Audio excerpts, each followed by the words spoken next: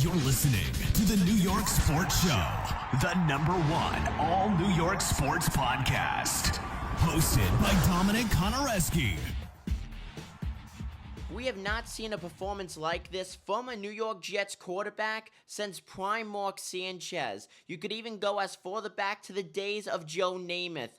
Aaron Rodgers absolutely dominated tonight. The entire New York Jets offense dominated tonight. 24 points destroying the New England Patriots. They forced them to bench Jacoby Brissett. We saw the birth of Drake Maye, and how have it be out of all the years that the Patriots have kicked around and bullied Gang Green, it is now at the cost of the New York Jets where the Patriots had to switch quarterbacks. I know the fellow Jet fans out there love that. Nevertheless, it is just a night that needs to be talked about the Jets defense as well, who absolutely controlled the Patriots like a very lunatic boyfriend. I mean, looking at the numbers, New England's offense was as non-existent as my dad in my life in the first half. We're talking about 164 passing yards that the Jets put up in the first half compared to just 11 from the Patriots, who only had a total of 40 offensive yards in the first half. That is the fewest that New England has put up since Week 7 of 2010. Now, that was a long ways back, and who threw for a long ways tonight? Say his name, say it loud, say it proud. Aaron Rodgers, who went 27 of 35 passing for tonight, 281 yards. That's an average of 8.08 yards flat per pass, per completion, 2 tutties, 0 interceptions.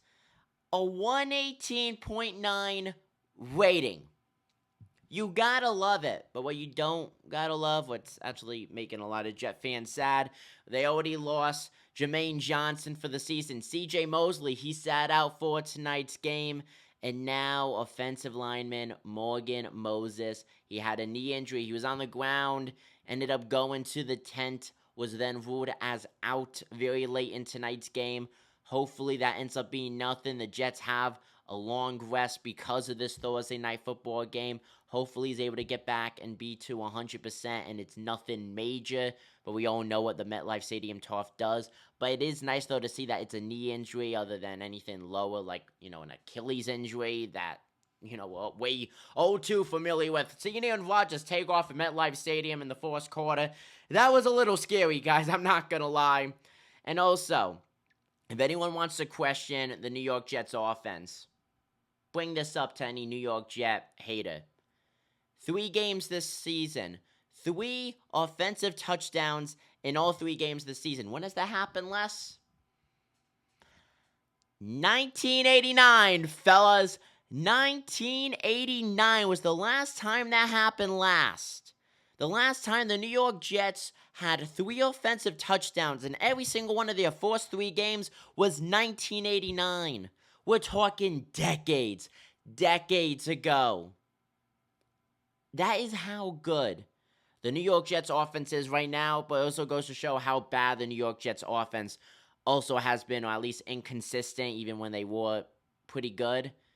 I love on how this game was, and if Buffalo loses, guess who's in first place? You can stop guessing. You already know the answer. The New York Jets, who are now 2-1. The Patriots, 1-2.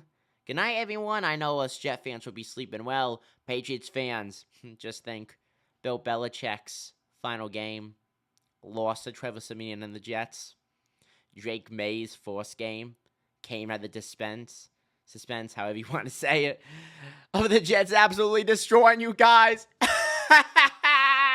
There's a new Boston town, New England. There's a new Boston town. You better get used to this. Because after Aaron Rodgers, it's going to be Jordan Travis. Oh my gosh, I love saying that. Oh my gosh, the Jets are on top. I never thought in my lifetime I would say that word with such confidence and meaning and facts to back it up. It's a beautiful feeling. I know everyone else has felt this in the NFL world. It's a force for me.